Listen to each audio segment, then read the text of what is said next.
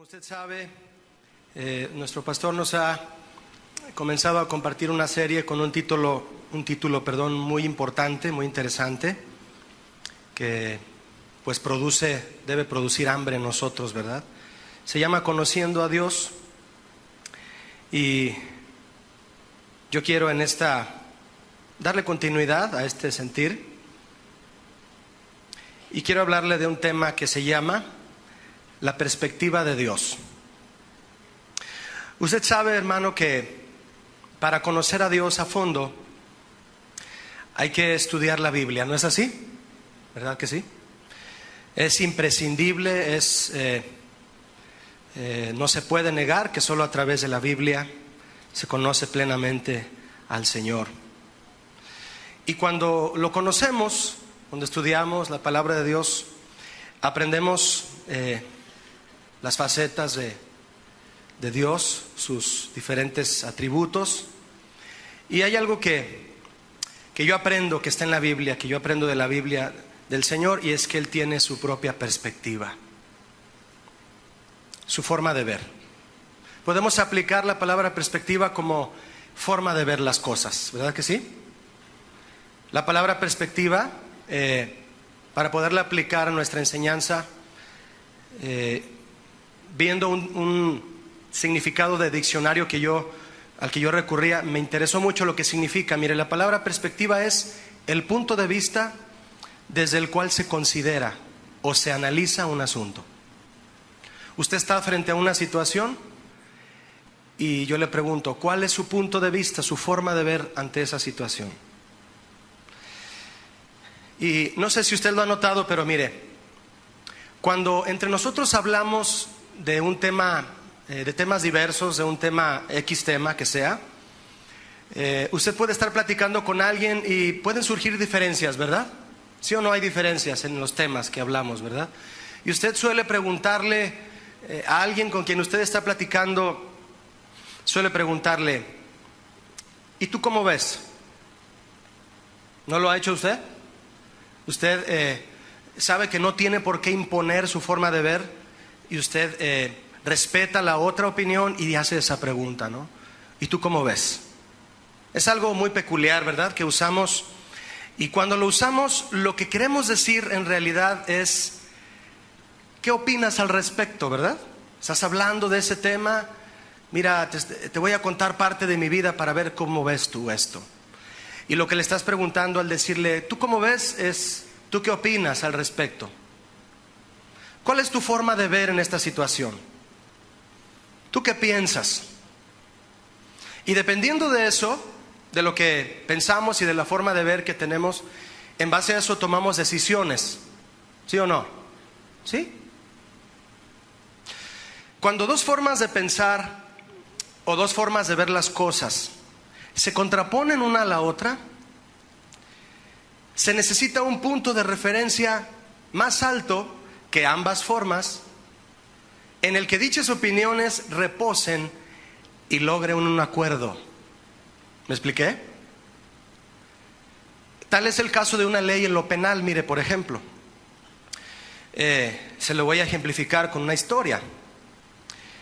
Yo escuché un caso verídico que inclusive se hizo una película de esto, de un hombre que, regresando de su trabajo a su casa, se enteró que su nena de 14 años, de camino a la escuela, a su casa, fue violada.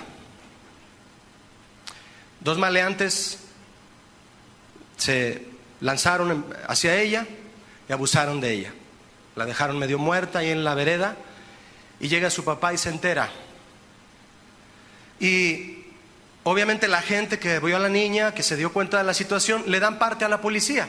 Y tomando parte la policía, la autoridad ya de esta situación, este hombre, sediento de venganza por el daño de su nena, busca, y en la primera oportunidad que encuentra, y que ya habían aprendido a los dos violadores, cuando los llevan camino al juzgado, él saca un arma de fuego y los mata. Los asesina con un arma de fuego.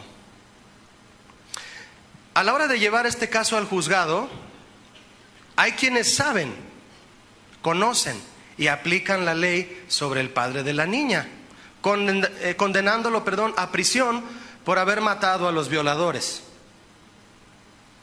Pero también hay quienes se ponen de su lado, afirmando que lo que este hombre hizo fue lo justo y lo correcto. Ya veo unas cabecitas aquí haciéndole así. ¿Tú qué opinas? ¿Tú cómo ves? Clásica la pregunta, ¿verdad? ¿Tú cómo ves? ¿De cuál lado te pondrías? No me diga, ni le voy a decir el final de la película para que usted lo averigüe después. Cuando hablamos de una forma de ver, mis hermanos, hablamos de una forma de pensar. Y en la forma en que vemos las cosas, de esa forma es nuestro caminar. Dice un proverbio, porque cuál es su pensamiento en su corazón, tal es él. ¿A quién se refiere? Al hombre. Proverbios 23:7. Dice un salmo, cuán grandes son tus obras, oh Jehová, muy profundos tus pensamientos. El hombre necio no sabe esto, no lo percibe. El insensato no lo entiende. Fíjese, note usted cómo el salmista hace una comparación muy especial aquí. Exalta las grandes obras de Dios, señalando que son producto de los profundos pensamientos de Dios. ¿Ya vio la conexión que hay? Grandes obras con profundos pensamientos. En sus obras, Dios nos muestra su forma de ver, ¿sí o no?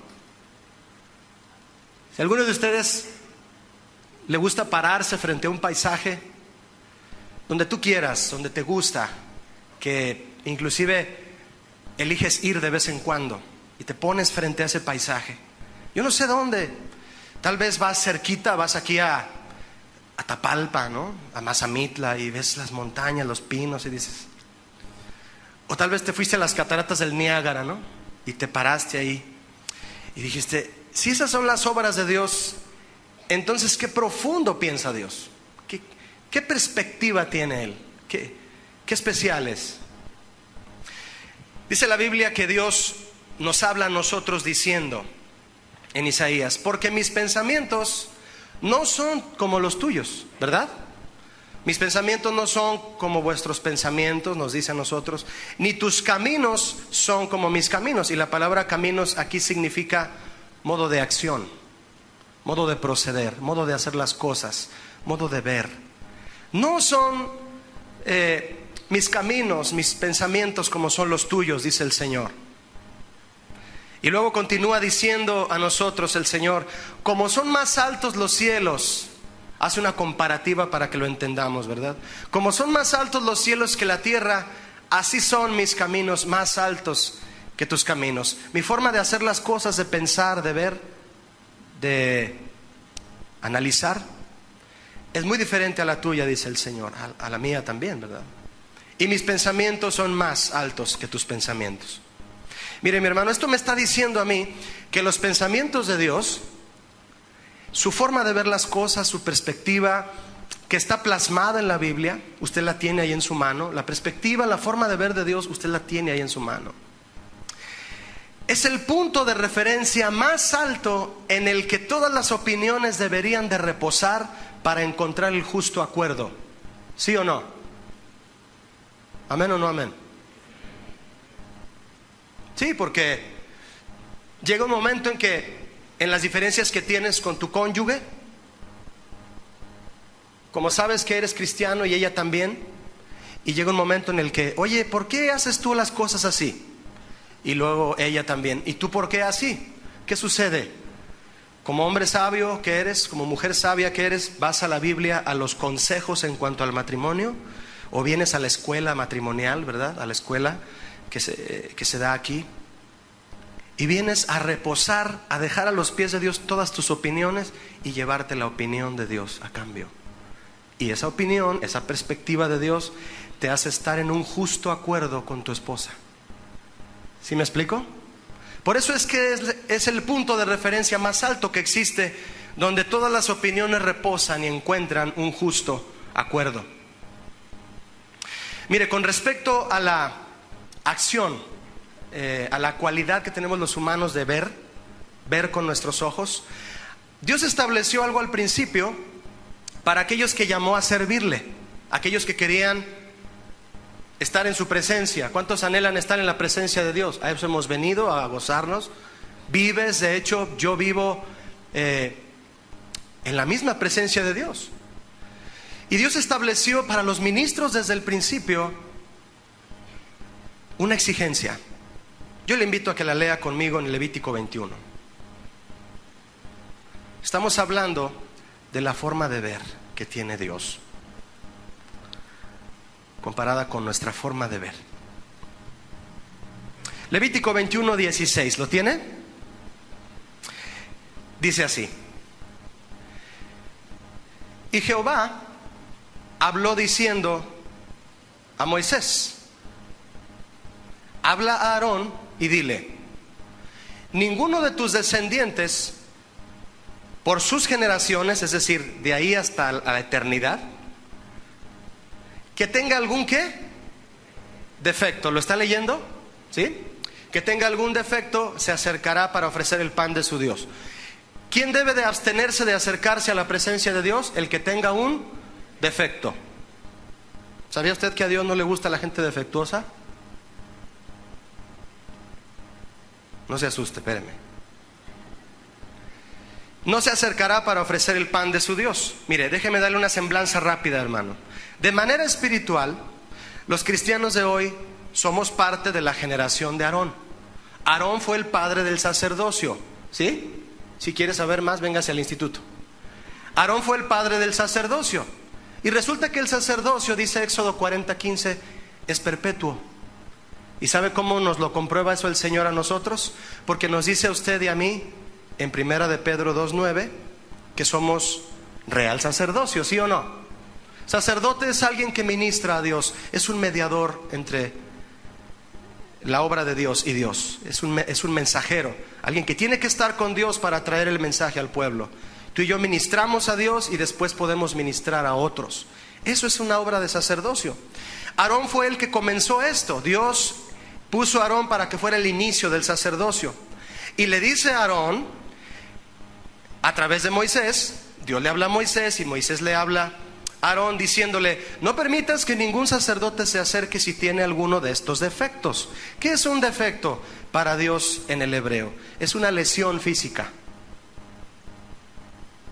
Estas demandas, que son meramente físicas, obviamente son sombra y figura de lo que Dios demanda de nosotros en el área espiritual.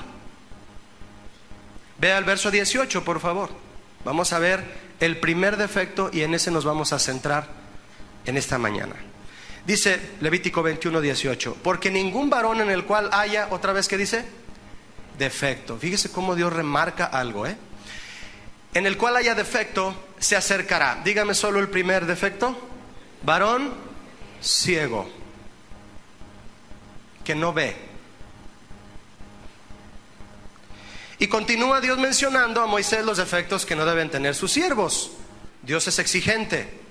¿Cuántos saben que Dios es exigente? ¿No le da gusto eso? Y continúa diciendo: mira, Moisés, dile a Aarón que no me va a dejar entrar sacerdotes ni ciegos, ni cojos, ni mutilados, ni sobrados, ni quebrados de la mano, ni quebrados del pie, ni que les falle su aparato reproductor sexual. No los quiero. Dios dijo a Moisés: no quiero sacerdotes ciegos en mi presencia, Moisés. Y esta demanda de Dios de no permitir la ceguera en su presencia, Él la pone hoy delante de ti, delante de mí, que hemos sido llamados por Él para aplicar esta exigencia a nuestras vidas de manera espiritual. Mire, le voy a hacer una afirmación y al mismo tiempo una pregunta en relación a esta exigencia de Dios de no querer el defecto de la ceguera en su presencia. Si Dios dijo: no quiero ciegos en mi presencia, ¿qué sucede si alguien ciego entra a su presencia a ofrecer el pan de su Dios? ¿Qué pasa? Lea conmigo verso 23 si es tan amable, de Levítico 21. Pero no se acercará tras el velo, está hablando del lugar, entre el lugar santo y santísimo. Había un velo, ¿recuerda usted? Pero no se acercará tras el velo, ni se acercará al altar, por cuanto hay, otra vez dígalo, defecto en él, para que no, ¿qué? Dígame hermano, por favor, profane mi santuario, porque yo Jehová soy el que lo santifico. Y termina diciendo en el verso 24, y Moisés habló esto a Aarón y a sus hijos y a todos los hijos de Israel. Cuando usted lea la Biblia, mi hermano, cuando usted la estudie en su casa, que la lea con ganas de aprender algo, yo le recomiendo que usted nunca subestime ninguna palabra en la Biblia. Nunca subestime un verbo, un sustantivo, un nombre, un artículo. Todo tiene que ver. Dios puso cada palabra. ¿Cuántos lo creen? Aquí me está diciendo que Moisés, por orden de Dios, le tenía que decir esta orden a Aarón, a sus hijos y a todos los hijos de Israel. ¿Qué les tenía que decir? Que tengan cuidado de no tener un defecto con el cual profanen el santuario de Dios. ¿Quién se debe de enterar lo que profana el santuario de Dios? El pastor, los líderes y toda la iglesia.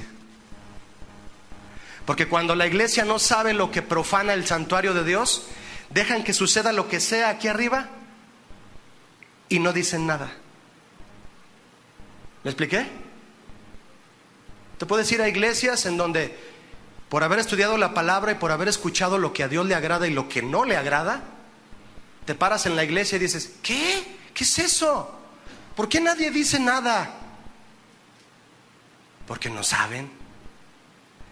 Y Dios le dijo a Moisés, dile a Aarón, dile a sus hijos y dile a todo Israel. Todo Israel sabía, aunque no todos eran levitas y sacerdotes, de todos modos todos sabían que si un sacerdote ciego se atrevía a entrar, ¿era qué? Profanación. ¿Está de acuerdo conmigo? Usted debe saber lo que es profanar el templo de Dios y lo que provoca que lo profanemos.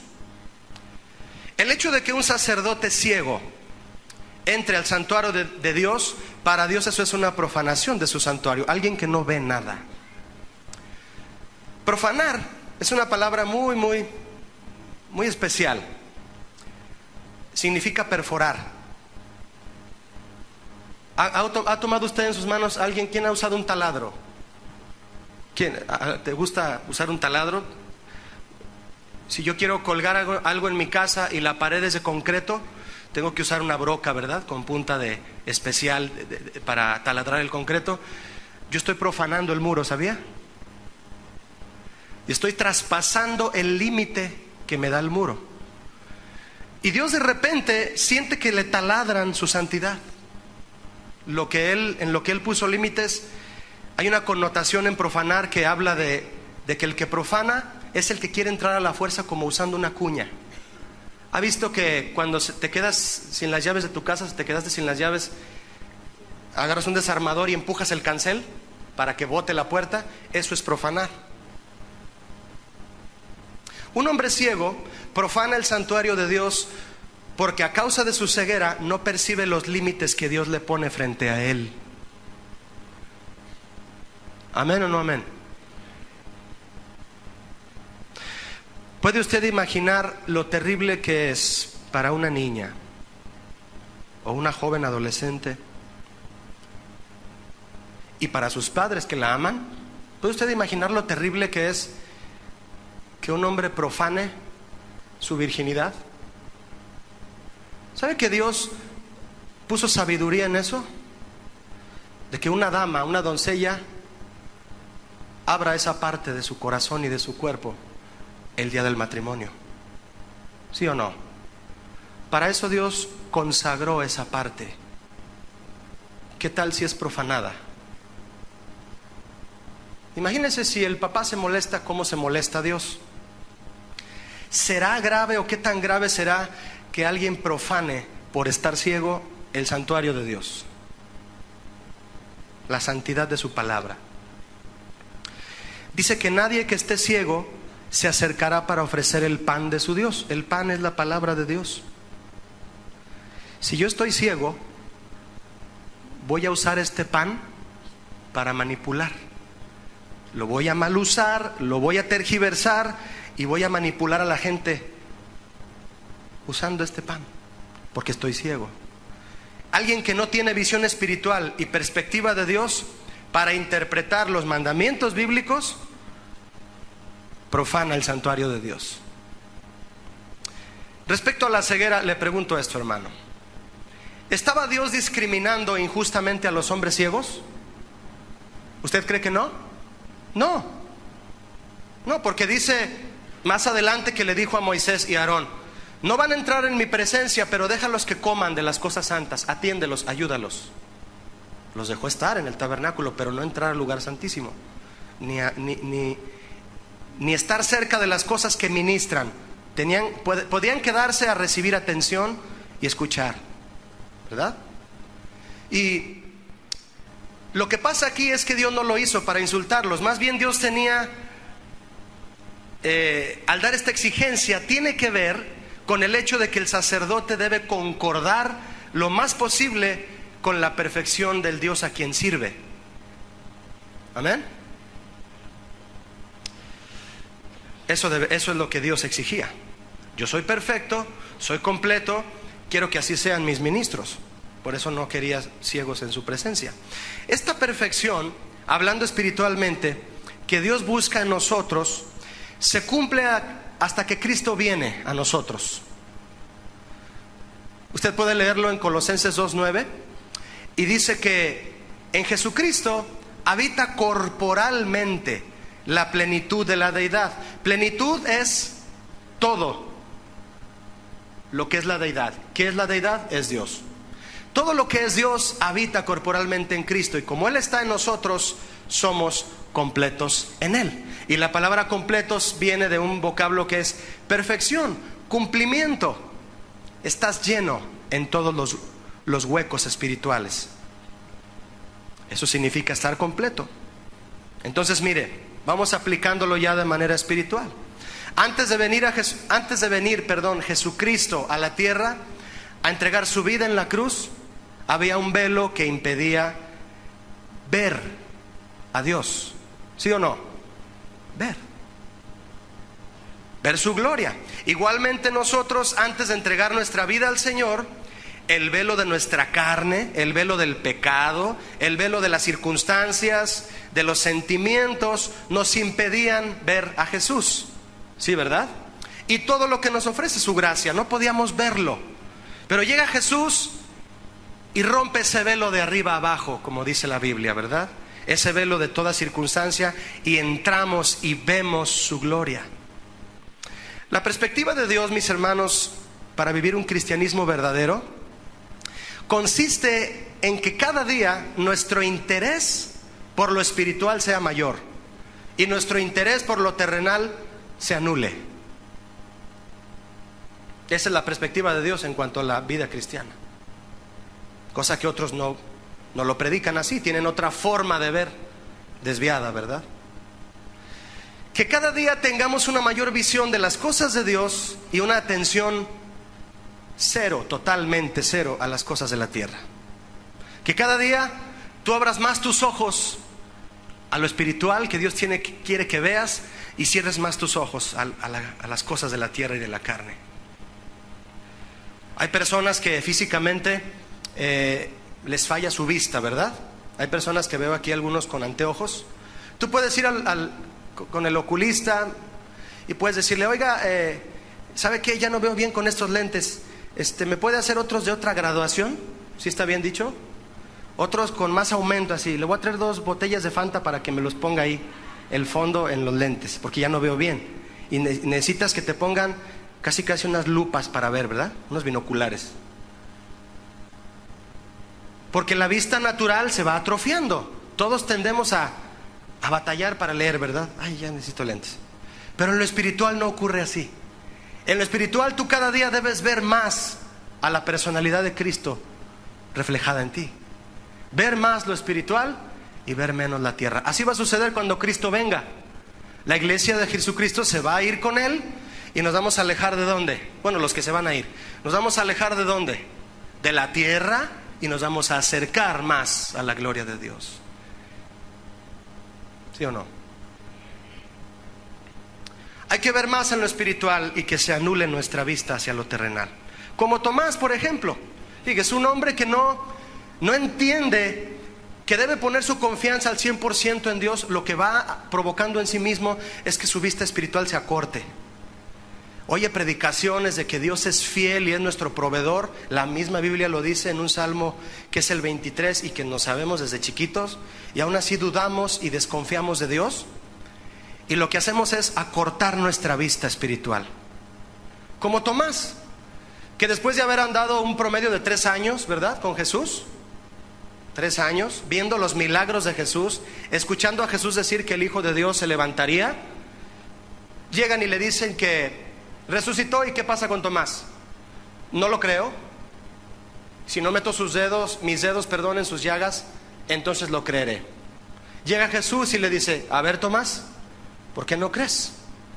La perspectiva de Tomás, como usted la conoce ahí, es la que la mayoría de los seres humanos tienen hoy. Hasta no ver, ¿no qué? No creer. Y Jesús llega con su propia perspectiva, su propia forma de ver, y le dice: bienaventurado el que cree sin haber visto, Tomás. La perspectiva de Jesús no es como la del mundo, de que si yo no veo, no creo. Jesús dice: si crees, podrás ver. Tomás dijo: ver para creer. Jesús dijo: creer para ver. ¿Es diferente la perspectiva de Dios a la nuestra, mis hermanos? Es muy diferente. Como cristianos de los últimos tiempos, ¿sí saben que estamos en los últimos tiempos? Nada más vea el precio de la gasolina para que se dé una idea. Es vital examinarnos a diario, y tratar con estas áreas de nuestra vida en las que podamos estar sufriendo ceguera espiritual. Tú puedes preguntarle a alguien: ¿y tú cómo ves esto de respecto a la Biblia? Y a lo mejor te puede decir: no, pues no lo veo, no lo entiendo. Jesús, después de haber pasado un tiempo considerable con sus discípulos, les hace ver que aún están ciegos. Fíjese que no me di cuenta cuando lo apunté. Les hace ver que aún están ciegos a muchas cosas que ya deberían comprender. Vaya conmigo, si es tan amable, a Marcos 8.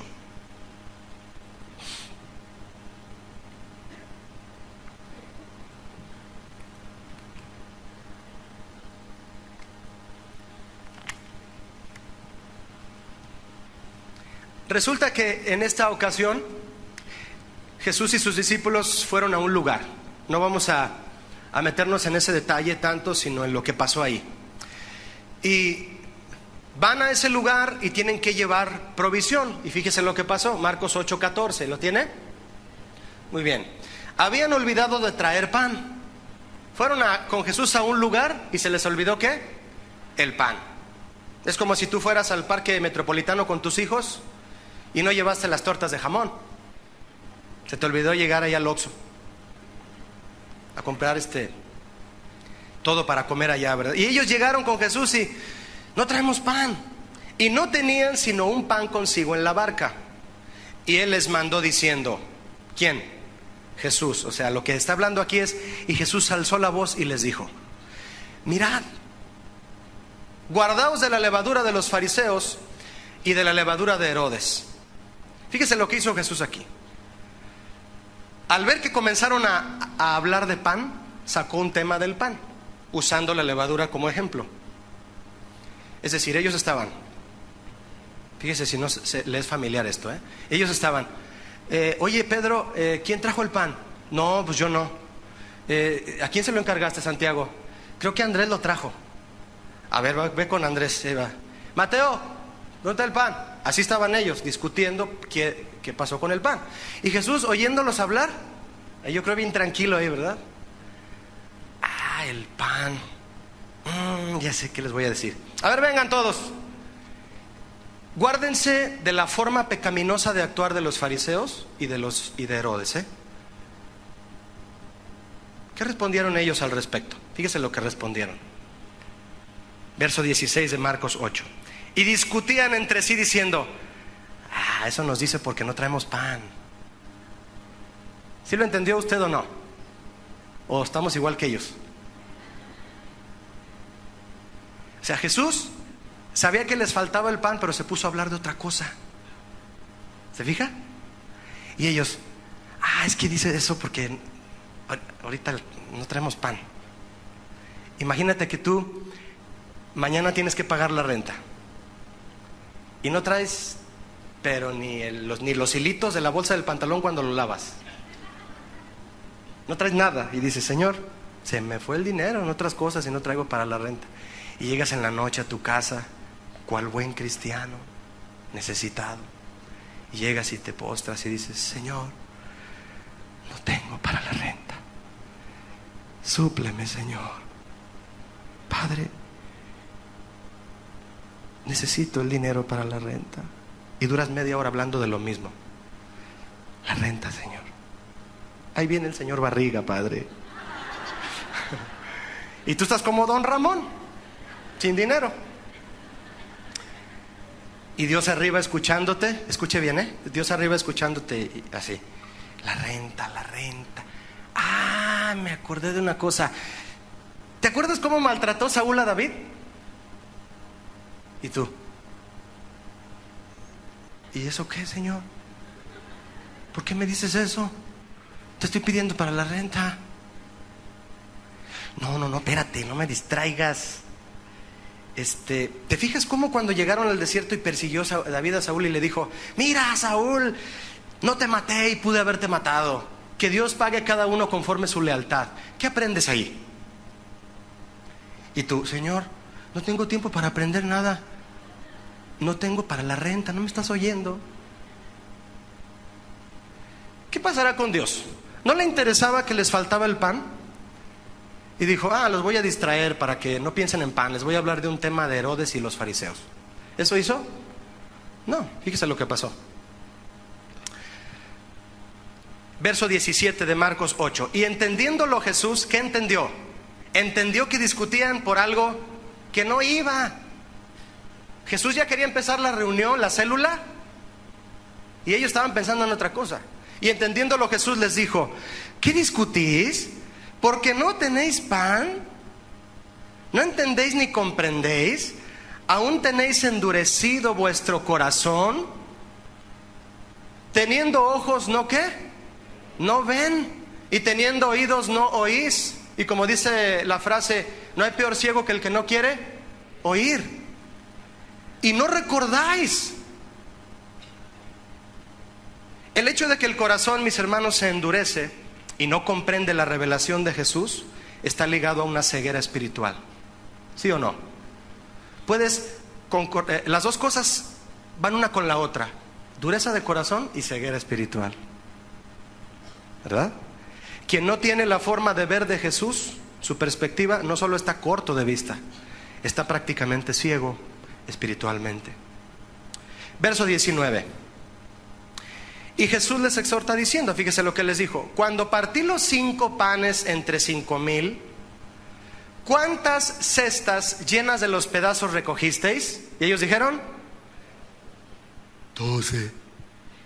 Y cuando los 7 panes entre 4,000, ¿cuántas canastas de los pedazos recogisteis? Y ellos dijeron: 7. Nomás les faltaba contestar así, ¿verdad? Igual que a nosotros a veces. Y les dijo: ¿cómo? ¿Aún no entendéis? Ya entendí, Señor, ya entendí.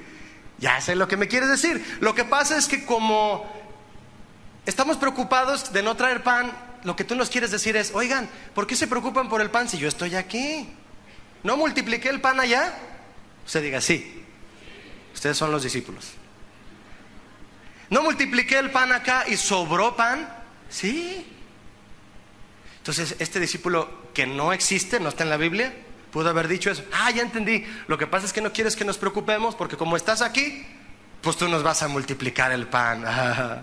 ¿No? Si Dios te responde con otra cosa, diciéndote: mira, ya sé que necesitas para la renta, ya lo sé, espérame, no me distraigas, ahorita te lo doy. Te lo doy, espérame. Pero ese espérame no llega, ¿verdad? Lo que pasa es que tenías mucho sin venir y te quiero hablar de otra cosa. Mira, esa forma que tienes de tratar a tu esposa no me gustó para nada. Y ella es un vaso frágil. Y te puse esa necesidad de dejarte sin lana para la renta. Lana es dinero para los de internet. Te dejé sin dinero para la renta para que te acerques a pedirme algo y aprovecho yo para hablarte de lo que quiero yo hablarte a ti. ¿Sí o no? O sea, como cuando alguien te visita, ¿verdad? Y le dices, qué bueno que viniste. Quería decirte algo. No, vengo rápido, brother. Nomás vengo para decirte así, pero yo quiero decirte otra cosa. ¿No es Dios así con nosotros? Y nosotros queremos hacer caer a Dios en nuestro afán. Señor, no tengo para la renta. Hola. Y Dios, hola. Te quiero hablar de otra cosa más importante. En otras palabras, si no tenían pan en ese momento, ya se le ocurrirá algo a Jesús, ¿no cree?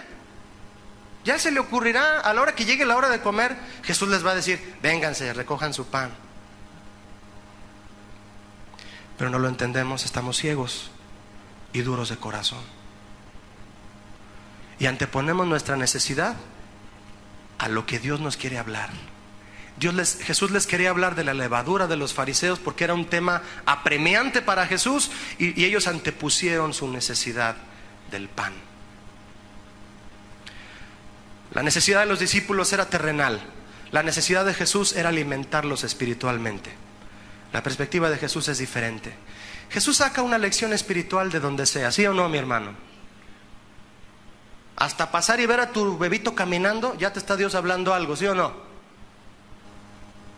De lo que sea Dios nos habla, Dios usa todo, nos quiere hablar.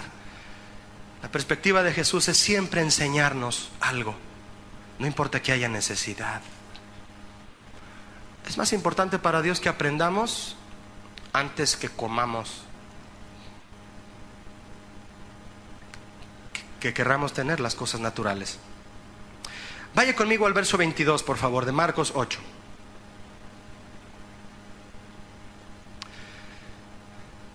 Y se llevó a sus discípulos a una experiencia más respecto a este asunto de ver. Mire, vino luego a Betsaida, estoy en Marcos 8, 22. Vino luego a Betsaida, ¿un qué? Un ciego que no veía, ¿verdad? Pues claro, Julio. Y le rogaron que le tocase. Entonces, tomando la mano del ciego, le sacó fuera de la aldea. Jesús era discreto, ¿verdad? No era un fantoche como muchos de hoy. Y escupiendo en sus ojos, le puso las manos encima y le preguntó, ¿si qué? Si veía algo. Fíjese, mi hermano, deténgase aquí, por favor, y medite en esto. Jesús tocó al hombre a solas. ¿Sí o no? Lo sacó de entre todos, como a ti y a mí nos saca de todo y nos dice, ven tantito. Lo tocó, le escupió, bendita saliva, ¿verdad? Y le dijo, te he tocado, ¿qué ves? ¿A ti te ha tocado el Señor? Sí. Dios te pregunta a ti, ¿qué ves? ¿Cómo ves hasta hoy la vida cristiana? ¿Cuál es tu perspectiva de las cosas espirituales? Te he tocado, ¿qué sucede en ti? ¿Cómo la ves ahora?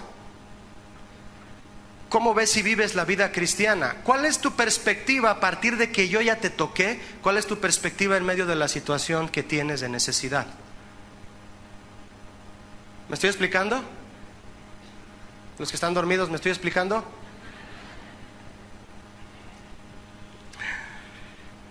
Esa es la pregunta en el trasfondo espiritual que Jesús nos hace a nosotros. Nos toca y nos dice, ¿qué ves? Verso 24.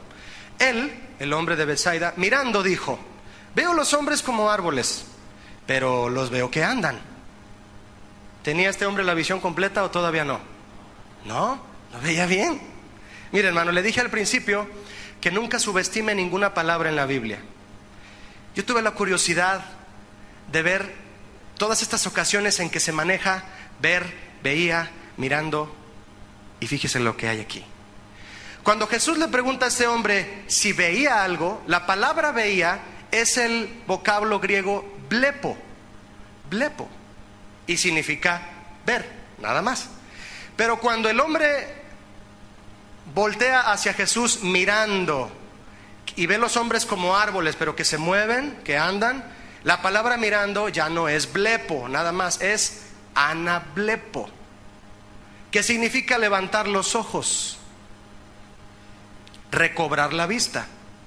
Este hombre no solo levantó sus ojos en un aspecto de a ver qué veía, estaba comenzando a recobrar la vista, estaba comenzando a ver las cosas diferente. Este hombre recuperó la vista, aunque todavía no tenía la visión completa. ¿Sabía usted, mi hermano, que debemos pedir a Dios que abra nuestros ojos, aunque ya creemos que vemos? ¿Está de acuerdo conmigo? ¿O tú crees que ya lo ves todo? Yo no.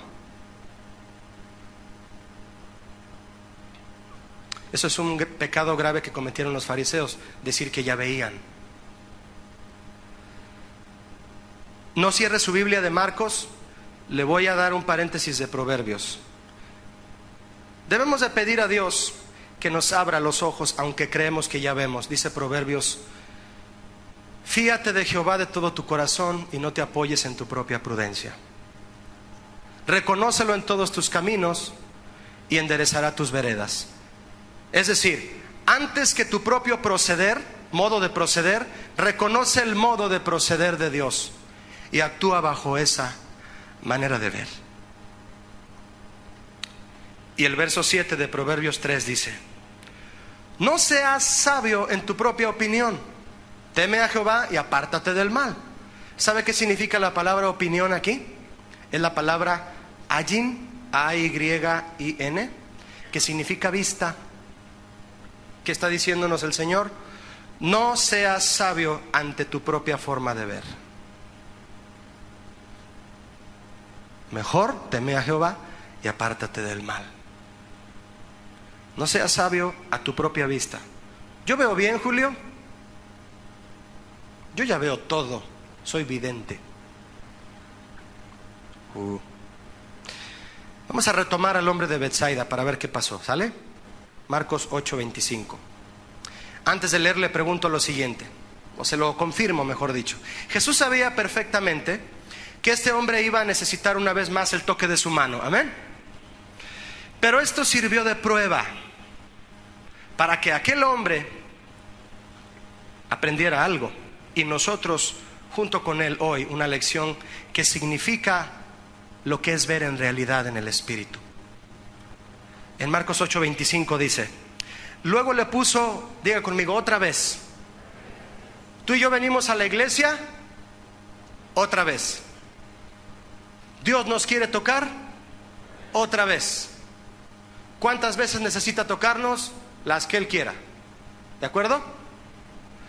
Le puso las manos otra vez sobre los ojos y le hizo que ¿qué? Que mirase. Y fue restablecido y vio de lejos y claramente a todos. Yo le dije que la palabra anablepo era levantar los ojos. Esta palabra que dice y vio de lejos es otra palabra que se dice emblepo. No es blepo ni anablepo, es emblepo. Usted lo puede buscar en su estudio personal. ¿Y sabe qué significa? Significa observar fijamente y significa discernir claramente. Este hombre ya no solo levantó los ojos y vio algo borroso, ahora vio claramente y de lejos todas las cosas. ¿Cuántos quieren ver así en el Espíritu? En esas áreas en donde dices: Julio, no sé qué hacer, no entiendo esto, ¿qué debo hacer? Veo borroso, Julio. Deja que Jesús te toque y vas a ver de lejos y claramente, discernir claramente. Jesús pudo haber devuelto la visión, ahora sí le pregunto, a este hombre de una sola vez.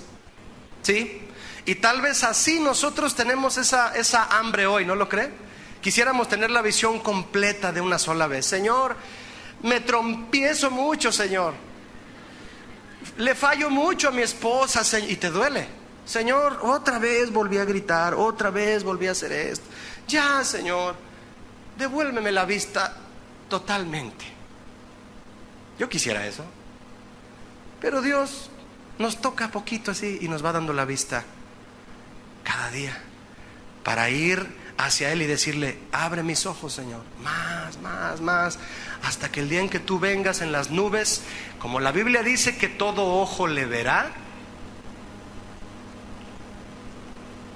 Y es probable que algunos de aquí no lo vayan a ver,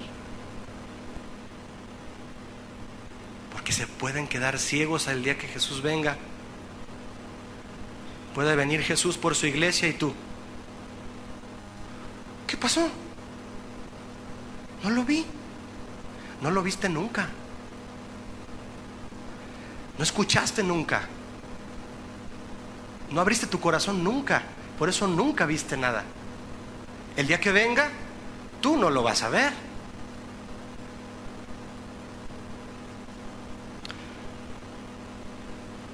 Jesús quiere que cada día tengamos hambre por ver más en el Espíritu y tener más su forma de ver, que nos toque otra vez para ver de lejos y claramente, que cada día nos lleve más en su madurez. Amén. Aquel hombre pudo haber dicho: veo un poco borroso, Señor, pero con eso es suficiente. Alguien que necesita lentes va al oculista y le dice al oculista: a ver, pongas estos lentes a ver qué tal ve, y ves todo borroso así, hasta te lloran los ojos, ¿no? Con eso basta, gracias. ¿Te vas así? Pues no, es obvio que no. Qué ejemplo tan burdo, dirías tú. Pues este hombre se quedó ahí parado. Dijo: yo voy a perseverar porque necesito que Jesús me vuelva a tocar para ver bien. Y Jesús tampoco se fue de ahí, porque sabía que debía de tocarlo otra vez. ¿Cuántos aquí están satisfechos con lo que han visto de Jesús hasta hoy? Yo no. No se deje llevar por lo que le pregunto siempre. Entonces, amén, amén. ¿Cuántos están satisfechos con lo que han visto de Jesús hasta hoy? Yo no. Yo quiero ver más de Jesús, ¿sí o no? ¿Cuántos de aquí saben que necesitan un toque diario de Jesús para ver de lejos y claramente? Ahora sí. Jesús pudo haber dicho a este hombre: si ves a los hombres como árboles, ya te puedes ir. No, Él se queda ahí hasta que nuestra visión quede clara. La obra que Jesús comenzó en nosotros la va a terminar, amén, hasta el día de Él. ¿No das gracias a Dios que Jesús siempre está ahí para guiarte cuando no ves nada? Y nos dice: es por aquí, mira. Y como Él es la luz, vemos bien. Aquel hombre perseveró hasta recibir la visión total que Jesús quería darle. Tampoco Jesús se movió hasta que él viera bien. Cada día debemos pedir: Señor, abre mis ojos este día para ver aquellas cosas que creo estar viendo ya y en realidad me ha faltado visión, para hacer tu voluntad en mi familia, en mi trabajo, en el negocio que tengo, que tú me has dado, en mi propia vida, en mi ministerio. Quiero ver, Señor, con tu forma de ver. Dios, ante una petición como esta, mire lo que responde. Es una palabra en Isaías 42. Dice: yo guiaré a los ciegos por camino que no sabían. Por el camino que menos te imaginas, Dios te va a guiar, porque sus caminos no son nuestros caminos. Y dice: les haré andar por sendas que no habían conocido. Delante de ellos cambiaré las tinieblas en luz y lo escabroso en llanura. Estas cosas les haré y no los desampararé. ¿Cuántos saben que Jesús está aquí con nosotros para volvernos a tocar y darnos luz a nuestros ojos? ¿Amén? Para tener una nueva forma de ver. Mis hermanos, hoy en día la Iglesia Universal de Cristo, y no me refiero al nombre de una denominación, me refiero a la Iglesia Mundial de Cristo, está siendo profanada por sacerdotes ciegos, supuestos ministros que dicen enseñar la Biblia, pero bajo su propia perspectiva y opinión, haciendo creer a muchos que los milagros que Jesús da es todo para la iglesia. ¿Está bien eso? ¿No? No. Jesús puede sanarte de una enfermedad terminal, pero puedes continuar estando ciego. ¿Sí o no? Tú puedes ir a visitar a un enfermo y decirle: Jesús te puede sanar, y oras por él y tal vez tiene cáncer y tú tienes un don de Dios y sana, y te vas. Muchos hombres usan hoy plataformas para gritarle a la gente que es su sanador. Pero como son ciegos, como no ven, no lo presentan como el Salvador. Y tú puedes pregonarle a la gente que los puede sanar, Jesús, que te sanó a ti. Pero si no les pregonas que Jesús los puede salvar y perdonar su pecado para que no se vayan al infierno, no tenemos entonces una visión clara de lo que es Jesucristo como persona y Salvador. ¿Me expliqué? El que no tiene una visión clara de la personalidad de Cristo para pregonarlo como el Salvador, primero, no tiene una visión clara de quién es Jesús para él. Todos los hombres que hoy enseñan a la iglesia a buscar a Dios solo para reclamar bienes materiales, de los cuales ya estamos hasta acá, ¿verdad?, infunden en la gente una perspectiva diabólica. Y Dios dice de ellos: los atalayas de Israel son ciegos, no ven, no tienen visión, son todos ignorantes, dice Isaías 56. Vaya conmigo, si es tan amable, a Mateo 23. Vamos a ver de qué forma hizo ver su ceguera Jesús a unas personas que menciona aquí. Mateo 23. Vámonos rápido, es verso 26. ¿Lo tienen? Muy bien. Díganme las dos primeras palabras con las que amorosamente Jesús le habla a este hombre. Fariseo ciego. Recuerde que no hay peor ciego que el que no quiere oír. Sí, porque estás ciego y no ves. Y de pilón no quieres oír.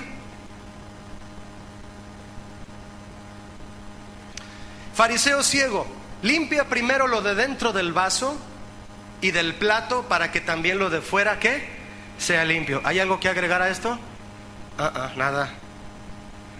Mire, hermanos, se supone que los fariseos tenían la responsabilidad de guiar a Israel en la revelación de la ley, buscar de parte de Dios lo que en la ley se encontraba para saber quién era el Mesías de Israel, pero no lo hacían. Ellos pudieron haber leído la ley y los profetas y decir: todo esto que dice aquí concuerda con Jesús de Nazaret, Él es el Mesías. ¿Lo hicieron? No lo hicieron. En vez de quitarle la venda al pueblo, se la apretaban más fuerte, ¿verdad? ¿Por qué no lo hacían? ¿Por qué no lograban ver al pueblo que reconocieran a Jesús? Porque un ciego no puede guiar a otro ciego, ¿verdad? Algo que sobresalía en los fariseos era su conocimiento en las cosas de la ley de Moisés, pero jamás tuvieron entendimiento. No es lo mismo conocimiento que entendimiento. Tú puedes atiborrarte de conocimiento y estar cerrado en tu entendimiento a la palabra de Jesús. Ellos cerraron su corazón al mensaje de Jesús, que no era contra la ley, pero era necesario discernir su mensaje con sencillez y sabiduría, lo que Jesús traía, para poder recibir revelación. Jesús buscó en ellos, antes que conocimiento, buscaba sencillez de corazón. Eso es lo que busca en ti y en mí, mi hermano. Jesús va a buscar en ti y en mí para hacernos ver las cosas como Él quiere, sencillez de corazón. Pero no lo encontró en los fariseos y seguían obstinados y se quedaron ciegos. Hasta el día que lo mataron, abrieron los ojotes. Pero ya era tarde. Todo el conocimiento que podamos adquirir de la Biblia debe ser para llevarnos a una mayor revelación del carácter de Cristo y aplicarlo a nuestras vidas. ¿Amén o no amén? Sí. Yo no sé para qué usas tú el conocimiento que tienes de la Biblia, pero debe de ser para que todo se aplique a nuestra manera de ver y de andar ante Dios, en nuestro diario vivir. ¿Sabe usted, mi hermano, lo que es los puntos ciegos en la vista humana? ¿Hay aquí algún oftalmólogo? Mire, yo me puse a estudiar lo que son los puntos ciegos en la vista humana. Qué sorprendente, hermano. ¿Sabía usted que la ciencia también Dios se la regaló al hombre? También estos significados que yo le voy a compartir de un diccionario también vienen del corazón de Dios, porque Dios nos hizo, ¿sí o no? Mire lo que son los puntos ciegos en la vista humana. El punto ciego es la unión entre la retina y el nervio óptico. ¿Qué sucede en esa unión de la retina y el nervio óptico del ojo humano? Eso ocasiona una falta tanto de conos como de bastones. Los conos son células en forma de cono que sirven para distinguir los colores. Y los bastones son células en forma de bastones para distinguir el color blanco y el negro. A falta de esos dos tipos de células, hay un punto ciego en esa ubicación del ojo y se pierde toda la sensibilidad óptica en esa área. ¿Ven? Ya aprendimos algo de oftalmología, ¿sale? El diccionario Larousse dice esto, muy ilustrativo para nosotros. Un punto ciego es la localización en el fondo del ojo insensible a la luz que corresponde a la entrada del nervio óptico. Normalmente no percibimos la existencia de un punto ciego debido a que el otro ojo suple la información visual para el otro. Por ejemplo, tú vas manejando en tu carro, en la calle, y pones la direccional para dar vuelta a la izquierda y hay una calle de doble sentido y tú no te das cuenta que viene un ciclista por este lado y tú pones tu direccional y solamente vas a cuidar que no venga nadie de allá, ¿verdad? De aquel sentido, tú vienes así para dar vuelta a la izquierda y resulta que cuando tú volteas así, el ciclista ya está aquí y se ubicó exactamente en el punto ciego de tu ojo y no lo viste y tú das vuelta y sopas, perico, te llevas al panadero y el tiradero de virotes ahí en la calle, ¿no? ¿Qué es lo primero que te gritan después de haberlo atropellado? ¿Estás ciego o qué? ¿No? ¿Y qué es lo primero que tú respondes? No lo vi. Esa es la respuesta a ese tipo de ocasiones. Hay un punto ciego en el que es que ahí no lo vi. Me falló el otro ojo para suplir la información. Y ahí hay algo muy interesante en este aspecto todavía, mire. También es difícil percibirlo, el punto ciego, con un solo ojo, ya que ante la falta de información visual en la zona del punto ciego, el cerebro recrea virtualmente y rellena esa pequeña área en relación al entorno visual que lo rodea. Yo volteo hacia esta pared. ¿De qué color es? Los que no están daltónicos. ¿Marrón? Vamos a ponerle marrón. Entonces yo paso aquí frente a la pared color marrón y la veo así. Y resulta que hay un insecto de este tamaño así grande, digamos una avispa, parada ahí. Pero yo paso y al voltear a ver, veo la puerta y veo el color marrón y me paso así de largo y no veo a la avispa. ¿Sabe lo que hizo mi cerebro para no ver a la avispa? Rellenó mi punto ciego de color marrón. ¿Cuántos entienden esto? En los puntos ciegos espirituales que tenemos en nuestro corazón, donde no vemos realmente como Dios quiere, nuestro razonamiento rellena y vemos conforme a nuestra manera de pensar. ¿Está aplicable esto? Dios quiere que en los puntos ciegos, en donde no vemos bien todavía las cosas como Dios quiere que veamos, no rellenemos con algo virtual, que rellenemos con la palabra de Dios, que es la luz, porque la luz es la que produce que el ojo pueda ver. Punto en el ojo, el cual es insensible a la luz. Señor, en esos lugares pequeños donde no veo y he sido insensible a la luz de tu palabra, rellena, Señor, ese punto negro con tu palabra para ver bien lo que hay ahí. Amén. Qué sabiduría de Dios, ¿verdad? Debemos dejar que esos puntos ciegos sean rellenos con la palabra de Dios. Jesús tenía una perspectiva muy diferente a la de los fariseos. Le voy a decir unas cuantas perspectivas rápidamente. Todas están en Mateo 5 para que usted las lea después. Las voy a decir de manera muy ágil. Jesús llega y dice en Mateo 5:21: oísteis que fue dicho. ¿Qué significa eso? Esta fue la perspectiva en aquel tiempo. Y Jesús dice, ¿cuál es la perspectiva de aquel tiempo? No matarás, y cualquiera que matare será culpable de juicio. Pero yo os digo, ¿qué significa eso? Yo lo veo así. Ustedes lo ven así, pero yo lo veo así. Y lo que Jesús ve es autoridad. ¿No lo cree usted conmigo? La forma de ver de Jesús es el punto de referencia más alto para que reposemos en Él y llegar a un justo acuerdo. Pero yo os digo que cualquiera que se enoje, no que lo mates, no que jales del gatillo con una pistola, que te enojes con tu hermano y le digas necio y le digas fatuo, quedarás expuesto al infierno de fuego. ¿Es diferente la perspectiva de Jesús? Es más exigente, pero es santa. ¿Cuántos saben que para llegar a la santidad de Jesús debemos exigirnos a nosotros ver como Jesús ve? Oísteis que fue dicho, no cometerás adulterio. Ah, sí, yo no cometo adulterio. Yo volteo a ver a una mujer y no cometo adulterio. Y Jesús dijo, pues esta es mi perspectiva. ¿Cómo ven? El que voltea a ver a una mujer y la desea en su corazón, ya adulteró con ella. ¿Es diferente la perspectiva de Jesús? La perspectiva del hombre, mis hermanos, se queda arrastrando el lodo, el polvo. La de Jesús es para alcanzar a ver la gracia de Dios. Oísteis que fue dicho a los antiguos, cualquiera que repudia a su mujer, dele carta de divorcio.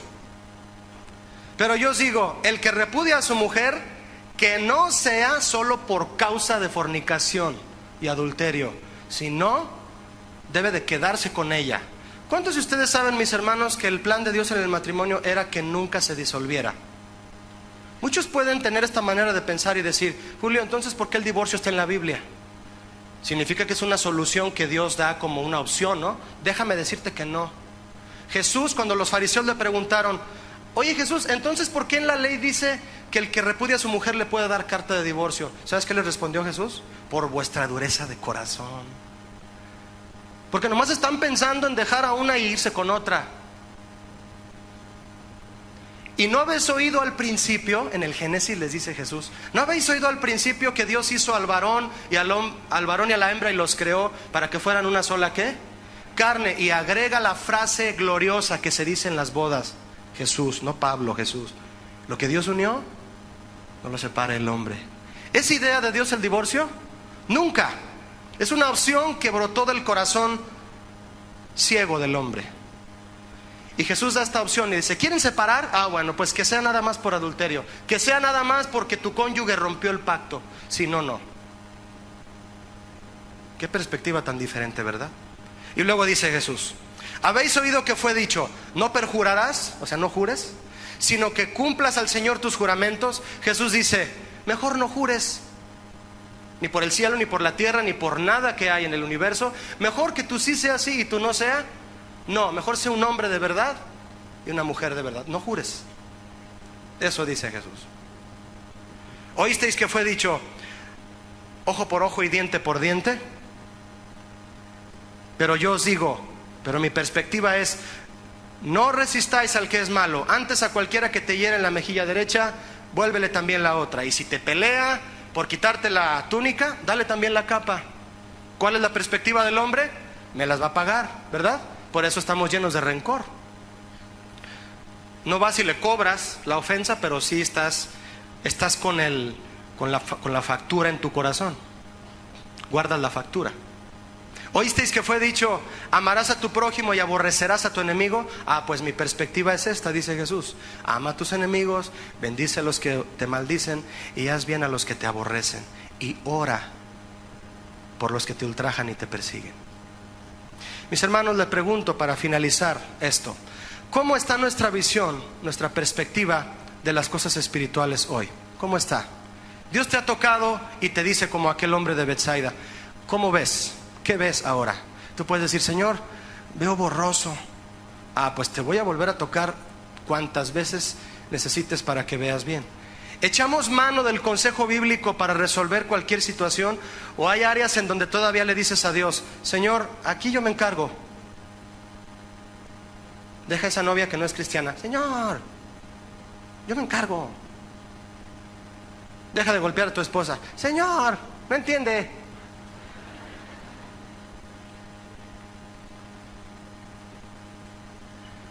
Hay áreas en las que optamos por buscar una solución bajo nuestra propia perspectiva y no bajo la forma de ver de Dios. Jesús les dijo a los fariseos: para juicio he venido yo a este mundo, para que los que no ven, vean, y los que ven, sean cegados. Entonces algunos de los fariseos dijeron: a ver, Jesús, ¿qué nos estás diciendo? ¿Que estamos ciegos? Y Jesús les dijo: si fuerais ciegos, no tendríais pecado. Pero por cuanto decís, vemos, vuestro pecado permanece. ¿Qué significa eso? Por cuanto ustedes dicen, lo primero es, si fuerais ciegos, no tendríais pecado. ¿Qué significa eso? Si fueran ciegos físicamente. ¿Sí o no? Si no vieran lo que hacen físicamente, yo los toco y los sano y les quito su pecado. Pero por cuanto dicen, yo veo, yo todo lo veo, ¿a mí qué me vas a enseñar? No tengo puntos ciegos. Ah, pues Jesús dice, tu pecado permanece. A los que fueron receptivos y reconocieron que el pecado en verdad los tenía ciegos, a esos Jesús les dio entendimiento y revelación espiritual. Pero rechazó y les puso la venda más apretada a los obstinados, que decían, yo veo, ¿por qué me llamas ciego? Mis hermanos, tener la visión y vivir bajo la visión de Jesús, bajo la forma de ver de Jesús, es la muestra palpable de que tú has nacido de nuevo. ¿Quieres saber si has nacido de nuevo o no? Es que ves como Jesús y te interesa siempre hacer las cosas como dice la Biblia. Recurres a la Biblia para todo. Uy, qué exagerado. No, qué buen cristiano eres. Amén. Cierra tus ojos conmigo para orar. Amén. No se vaya de esta reunión sin pedirle al Señor que nos vuelva a tocar. Si vas a salir, no distraigas a los que sí se quieren quedar.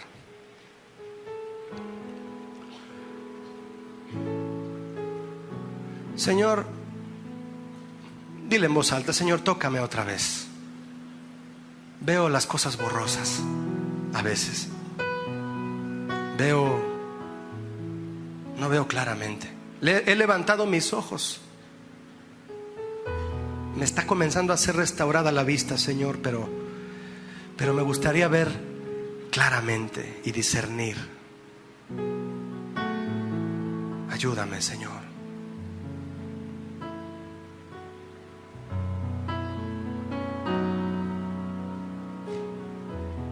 Abre mis ojos, quiero ver a Cristo.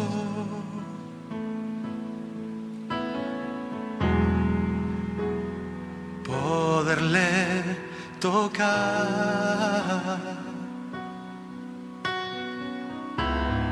y decirle te amo.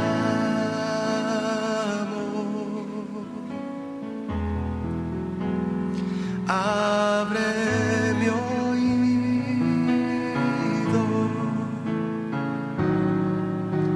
ayúdame a oírte, poderte tocar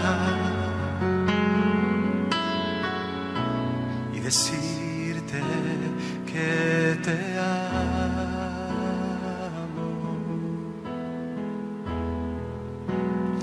Abre mis ojos,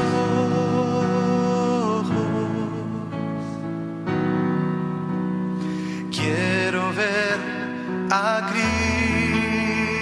Cristo, poderle tocar,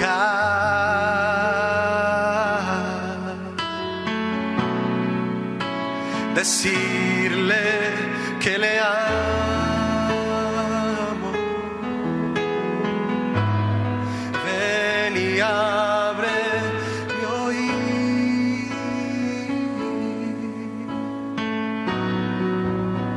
ayúdame a oírte.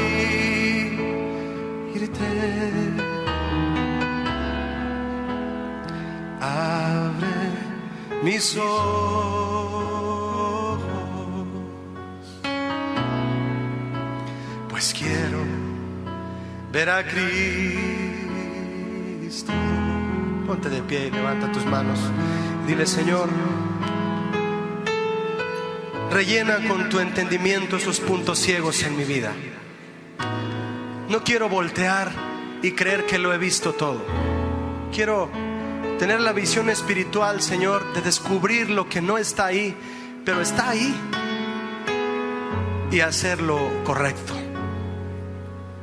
Ayúdame, Señor, porque estoy ciego, y solo tus manos al tocarme me devuelven la vista. Oh, Señor, tú estás tocando en este día nuestro corazón para poder ver bien lo que debemos de hacer. Que tu palabra es la luz, es la lumbrera a nuestro camino, que se refleja en nuestros ojos y podemos entonces distinguir y discernir claramente. Gracias, Señor, por abrir mis ojos. Tócame cada día, porque quiero verte hasta aquel día en el que todo ojo te verá, y yo quiero ser esos ojos, en el nombre de Jesús. Amén. Dios les bendiga, mis hermanos.